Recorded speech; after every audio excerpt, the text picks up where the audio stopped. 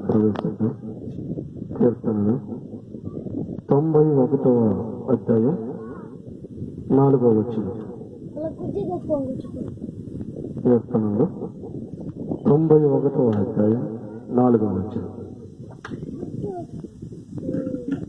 చదవాలండి. ఆయన తన రెక్కలతో నిన్ను కప్పును,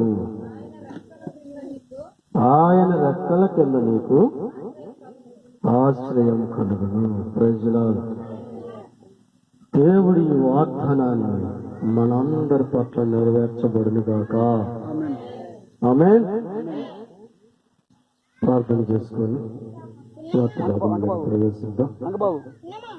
ప్రేమ నమ్మకం కలిగిన మా ప్రియాపాలలో కొత్తగాయన స్వప్రార్థనైన దీనులము పాపలమైనటువంటి మిమ్మల్ని ఒక సమూహంగా ఇక్కడ ఏర్పాటు చేసినటువంటి విధానాన్ని బట్టి నీకు సూత్రాలు తెలియజేస్తున్నాను. తననైనా మీ దాసుడైనటువంటి నన్ను ఈ సమయంలో నిలవబెట్టుకొని మీరు వాడుకొలుస్తున్నటువంటి విధానాన్ని బట్టి మీకు సూత్రాలు తెలియజేస్తున్నాను. తననైనా నాయన ఇక్కడ నేనైతే మాట్లాడితే అది ఏ ఒక్కరికి ప్రయోజనకరముగా ఉండదు తండ్రి.